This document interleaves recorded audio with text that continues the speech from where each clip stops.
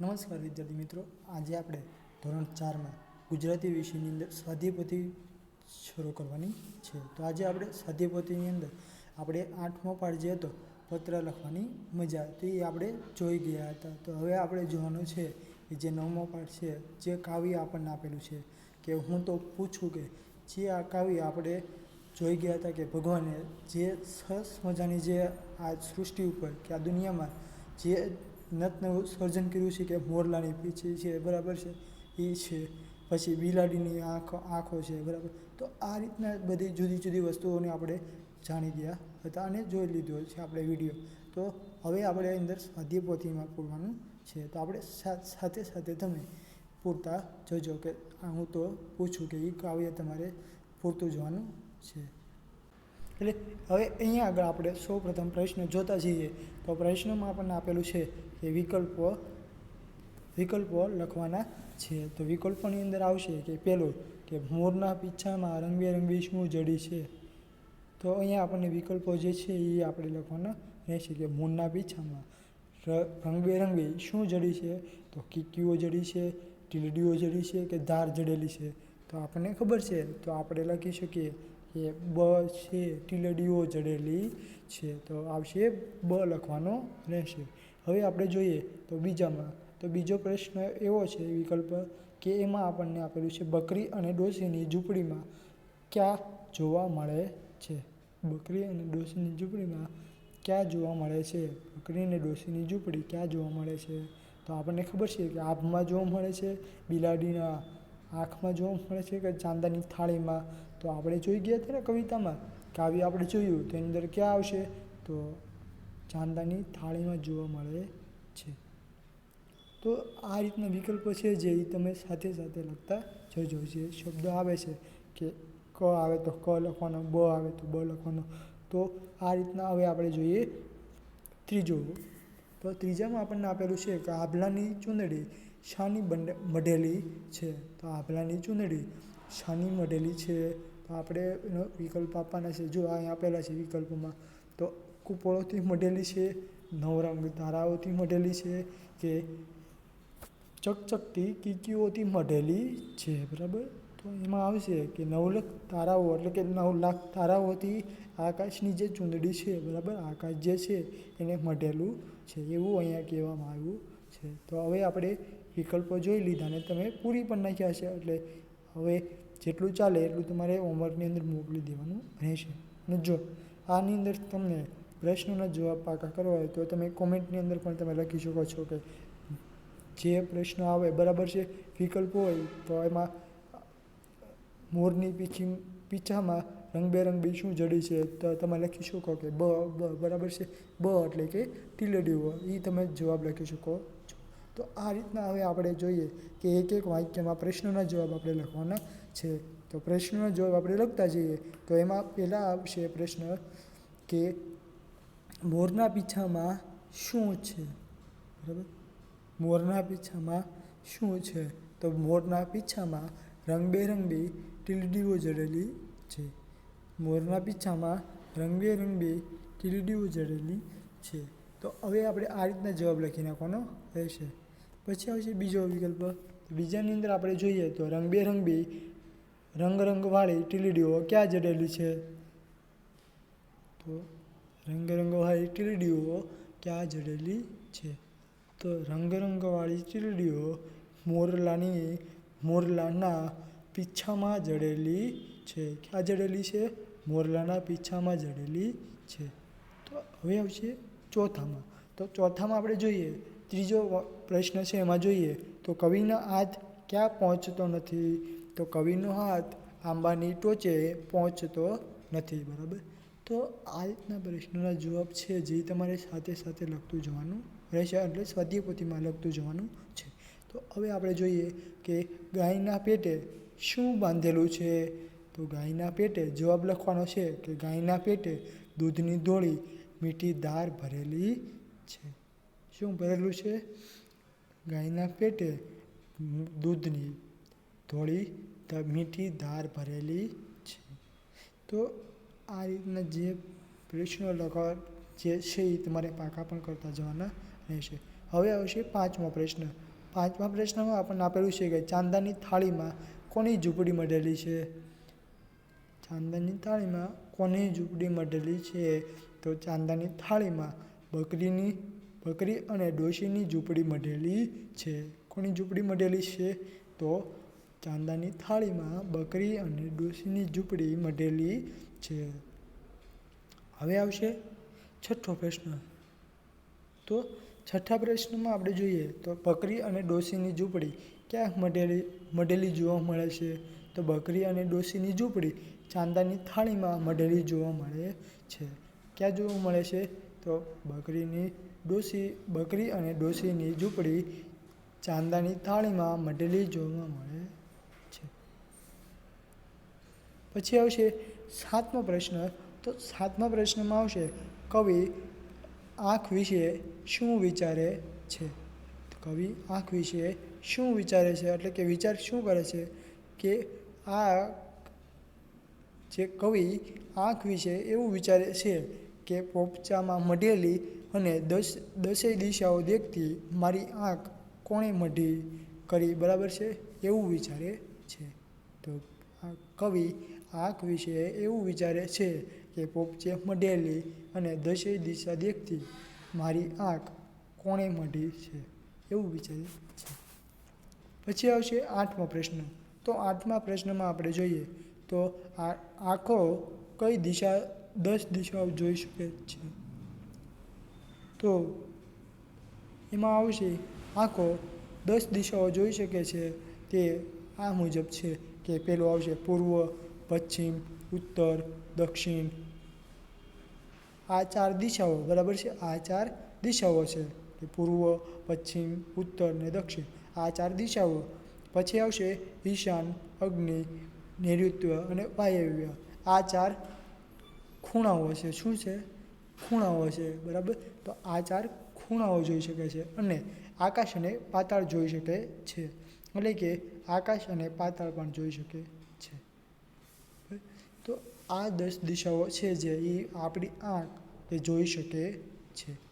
તો હવે આપણે જોઈએ આગળના પ્રશ્નો જોવાના છે કે જે અહીંયા આગળ આપણે 8 પ્રશ્નો જોયા. હવે આપણે આગળના જે પ્રશ્નો છે એ જોઈશું, બરાબર. તો હવે આપણે જોઈએ કે 9મો પ્રશ્ન. તો કવિ આભની ચૂંદડી કોને કહે છે? તો કવિ આભની ચૂંદડી, બરાબર. કવિ આભલાની ચૂંદડી નવલખ તારાથી મઢેલી કવિ નવલખ તારાથી મઢેલી આભને આભલાની ચૂંદડી કહે છે. કે જે કવિ છે એ કોને કહે છે? કે જે કવિ છે એ 9 લાખ તારાઓ એટલે કે 9 લાખ તારાઓ જે છે એનીથી મઢેલી જે આભલો છે એને ચૂંદડી કહે છે, આભલાની ચૂંદડી કહે છે. તો હવે આપણે એટલું જોઈ ગયા પછી હવે આપણે જોવાનું છે કે જે ખાલી જગ્યાઓ પૂરવાની છે. તો ખાલી જગ્યામાં જોઈએ આપણે તો યોગ્ય શબ્દો વડે નીચેની ખાલી જગ્યાઓ પૂરો. એટલે અહીંયા આવશે આભલાની હથેળીમાં સૂરજની ભમતી ખાલી જગ્યા છે. એટલે કે શું આવશે? સૂરજની ભમતી ભમરડી, બરાબર. શું આવશે? ભમરડી છે. પછી આવશે બીજામાં આવશે ગાયના પેટે ખાલી જગ્યાની ધોળી ધાર ભરેલી છે. એટલે કે શેની ધોળી ધાર ભરેલી છે? તો ગાયના પેટે દૂધની ધોળી ધાર ભરેલી છે. તો હવે આવશે ત્રીજામાં તો આંબાની ટોચે ખાલી જગ્યા પહોંચતો નથી. તો આંબાની ટોચે શું નથી પહોંચતું? તો આપણે જોયું હતું ને કે આંબાની ટોચે જે હાથ ના પહોંચે. તો આ કવિતા જે છે એમાં હાથ ત્યાં પહોંચતો નથી એવી વાત કવિ કહે છે.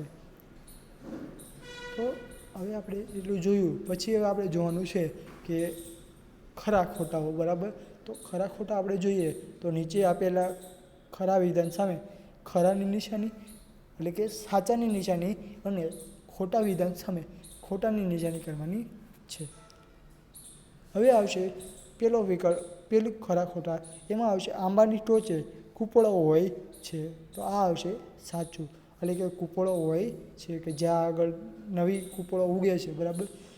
તો એની વાત કરવામાં આવી છે. તો હવે આવશે બીજો. તો બીજામાં આપણે જોઈએ તો સૂરજની થાળીમાં બકરી અને ડોશીની ઝૂંપડી મઢેલી છે, આમાં છે ખોટું. તો સૂરજની થાળીમાં નથી આવતું, બરાબર, પરંતુ ચાંદાની થાળીમાં બકરી અને ડોશીની ઝૂંપડી મઢેલી છે એવું આવે છે. તો અહીંયા આગળ આવશે બીજામાં ખોટું. હવે આવશે ત્રીજામાં. તો ત્રીજા જે ખરા ખોટા છે એમાં આવશે આભલાની ચૂંદડી નવલખ તારાથી મઢેલી છે. તો નવલખ તારાઓથી મઢેલી છે, તો એમાં આવશે સાચાની નિશાની. એટલે અહીંયા આગળ ખરા ખોટા થઈ ગયા પછી હવે આપણે જોવાનું છે કે ઉદાહરણ મુજબ વાક્ય બનાવવાનું કીધું છે. શું કીધું છે? ઉદાહરણ મુજબ. એટલે હવે આપણે આટલું જોઈ ગયા પછી હવે આપણે વાક્ય જે છે આપણે, બરાબર, એક શબ્દ આપણને આપ્યો હોય એની ઉપરથી આપણે વાક્ય બનાવવાનું હોય છે. તો હવે આપણે જોઈએ ધરતી. તો ધરતીનો ઉપયોગ કરીને આપણે બધું વાક્ય લખવાનું છે કે બધાને લીલીછમ ધરતી જોઈને આનંદ થાય છે, બરાબર છે. શું થાય છે? લીલીછમ ધરતી જોઈને, એટલે કે લીલો જે હોય મેદાન જોઈને આપણને આનંદ થાય ને, એની જેમ જ તે અહીંયા આગળ પણ એ રીતના તે કહેવા માગે છે કે લીલીછમ ધરતી જોઈને બધાને આનંદ થાય છે. હવે આવશે પેન્સિલ. તો પેન્સિલનો ઉપયોગ કરીને આપણે એક વાક્ય લખવાનું છે. તો હું વાક્ય છે 2 વખત બોલીશ, બરાબર છે. તો એ વાક્ય તમે લખી નાખજો. વિડીયો છે એને ઘડીક સ્ટોપ કરીને તમે લખી નાખજો. તો હવે આપણે પેન્સિલ વિશેનું વાક્ય લખીએ. તો પેન્સિલથી લખવાની મજા આવે છે. તો પેન્સિલનો ઉપયોગ થઈ ગયો અહીંયા. તો આપણે શું લખવાનું? પેન્સિલથી લખવાની મજા આવે છે. હવે તો હવે આવશે બીજું વાક્ય લખવાનું છે રબર વિશે. તો પેન્સિલની સાથે રબર રાખવું જ પડે છે. કારણ કે શું લેવા રાખવું પડે છે? કારણ કે જો પેન્સિલથી લખતા આપણી ભૂલ થઈ જાય તો આપણે શું કરી શકીએ કે પેન્સિલથી લખેલું હોય એ આપણે ભૂંસી પણ શકીએ છીએ. એટલા માટે આપણે રબર રાખવું જોઈએ. પછી આવશે ત્રીજું. તો ત્રીજામાં આપણે જોઈએ તો ત્રીજામાં શું આપેલું છે? ગાય વિશે. તો ગાયને માતા માની સૌ પૂંજે છે. શું કરે છે? ગાયને માતા માનીને પૂંજે છીએ, એટલે કે માતાની જેમ આપણે એને પૂજા કરીએ છીએ. તો હવે આપણે જોઈએ તો ચોથું, બરાબર, ચોથો શબ્દ જે છે એનું આપણે વાક્ય બનાવવાનું છે. તો ચોથાની અંદર જોઈએ તો સૂરજ આપણને આપેલું છે. તો સૂરજ આપણને પ્રકાશ અને ગરમી આપે છે.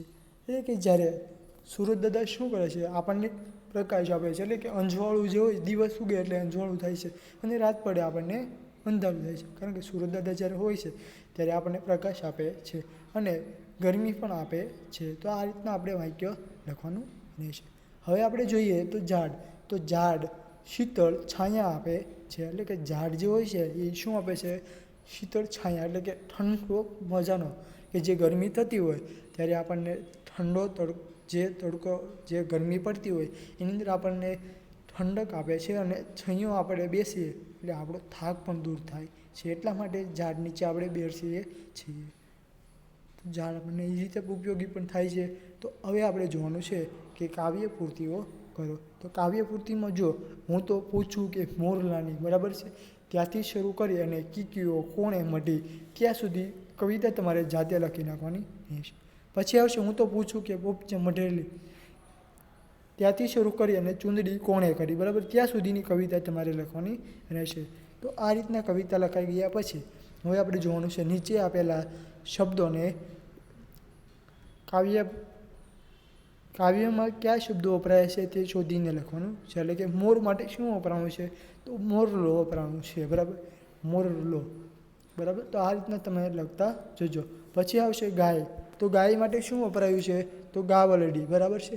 ગાવલડીની પેટે જે દૂધની ધાર છે એ કોણે કરી છે એવું કહેવા માગે છે. પછી આવશે આકાશ. આકાશ માટે શું વપરાયું છે? તો આકાશ માટે આભલો શબ્દ વપરાયું છે. પછી આવશે ચોથામાં આંબો. તો આંબો એટલે આંબલો થાય છે. પછી આપણે જોઈએ તો બિલ્લી. તો બિલ્લી એટલે કે મીંદડીની જે કીકીઓ છે કોણે કરી છે એવું આપણને કહેવા માગે છે.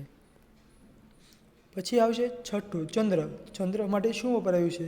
તો ચંદ્ર માટે તો ચાંદો શબ્દ વપરાયો છે. તો આ રીતના આપણે શબ્દો જોયા. તો હવે આપણે આગળનું જોઈશું. તો હવે આપણે જોઈએ અહીંયા આગળ 8મો પ્રશ્ન. તો કવિતાઓમાંથી શોધીને ખાલી જગ્યા ઉદાહરણ મુજબ યોગ્ય શબ્દો લખવાના છે. એટલે કે અહીંયા આગળ આપણે જો કવિતા અંદર જે શબ્દો વપરાયો છે એ શબ્દો આપણે લખવાનો છે. ઉદાહરણ આપણને આપેલું છે કે માંજરી, તો માંજરી શું હોય? તો આંખ હોય, બરાબર છે. તો કીકી, તો કીકી કેવી હતી? તો ચકચકતી કીકીઓ, બરાબર છે. કેવી કીકીઓ? ચકચકતી કીકીઓ. એટલે કે જે આપણે જોઈએ ને બિલાડીની જે હોય ચકચકતી કીકીઓ એ કોણે કરી, બરાબર, એવું પૂછતા હતા કાવ્યની અંદર. તો હવે અહીંયા જોઈએ આપણે બીજામાં આપેલું છે દિશાઓ, તો દિશાઓ કેટલી હતી? 10 હતી, બરાબર. તો 10 લખવાનું. પછી આવશે ધાર, એટલે ધોળી મીઠી, બરાબર છે.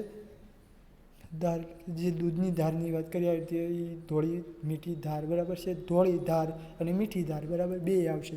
પછી આપણે જોઈએ તો ચોથામાં તારાઓ. તારા કેટલા હતા? 9 લાખ, એટલે કે 9 લાખ તારાઓની વાત અહીંયા છે. પછી આવશે ભમરડી, તો ભમરડી કેવી હતી? તો ભમતી ભમરડી કોણે કરી? પછી આવશે ટીલેડીઓ, તો ટીલેડીઓ એટલે રંગવાળી, બરાબર છે. રંગવાળી આ ટીલેડીઓ કોણે કરી, બરાબર. તો આ રીતના અહીંયા આગળ વાત છે એ કરવાની છે. હવે અહીંયા આવશે 9મો પ્રશ્ન. તો નીચેની કવિતામાં વપરાયેલા શબ્દોના અર્થ આપ્યા છે. શબ્દકોશમાં આ શબ્દોના બીજા અર્થ આપ્યા છે તે શોધો અને આપેલી જગ્યામાં લખવાનું છે. એટલે અહીંયા આગળ જે આપણને બીજો શબ્દ જે આપેલો છે એ આપણે લખવાનો રહેશે. અહીંયા આપણને આપેલું છે જડી. જડી એટલે કે સજ્જડ બેસાડેલી. તો હવે આપણે જડીનો બીજો અર્થ લખવાનો છે કે મળી, બરાબર છે. જડી એટલે કે મળી. ખોવાયેલી પેન જડી, એટલે કે આપણે કોઈ વસ્તુ ખોવાઈ જાય તો આપણને પાછી મળી જાય તો આપણે શું કહીએ છીએ? જડી ગઈ મને, બરાબર. એ રીતના જડીનો બે રીતે વાક્ય બને છે. હવે આવશે મઢી, એટલે કે લપેટીને કે આવરીને જડી દીધેલી, બરાબર. એટલે અહીંયા આવશે મઢી, એટલે કે ઝૂંપડી. આ બાવાની મઢી છે, એટલે કે બાવાની ઝૂંપડી છે. બે શબ્દોનો જુદા જુદા અર્થ થાય છે. પછી આવશે કરી, એટલે કે બનાવી, બરાબર છે. કરી એટલે બનાવી, કરી એટલે કર્યું, બરાબર છે. એટલે કે કોઈ કાર્ય કરવાનું હોય તો આપણે એમ કરીએ કે આ હું કાર્ય કરી નાખીશ. તો આ રીતના અહીંયા વાત કરી, બરાબર છે. બનાવી, કરી એટલે બનાવી, બરાબર. તો આ રીતના જુદા જુદા વાક્યો છે એ લખવાના રહેશે. પછી આવશે સાચી જોડણી જોડો. તો સાચી જોડણી જે હું લખું છું એ તમારે લખી નાખવાની રહેશે. હવે આવશે મીંદડી. તો મીંદડી કઈ રીતે લખાશે? તો જો અહીંયા લખ્યું છે એ લખી નાખવાનું રહેશે, મીંદડી. પછી આવશે બીજું કૂપળો, બરાબર છે. પછી આવશે ચૂંદડી. તો ચૂંદડી આ રીતના લખાશે. જો અહીંયા લખું છે એ સાચી જોડણી લખું છું, બરાબર. તો એ લખી નાખજો. દિશા, તો દિશા આ રીતના લખાશે, બરાબર. તો હવે આ રીતના લખાઈ ગયા પછી હવે આપણે જોઈએ તો સમાનાર્થી શબ્દો લખવાના છે. તો સમાનાર્થી શબ્દો જોઈએ તો સમાનાર્થી શબ્દોમાં આવશે નીચે આપેલા શબ્દોના સમાનાર્થી શબ્દ લખો. તો મીંદડી એટલે શું થાય? તો મીંદડી એટલે બિલાડી થાય. પછી આવશે ગાવરડી, તો ગાય થશે. શું થશે? ગાય થશે. પછી આવશે કૂપળો. કૂપળો એટલે કે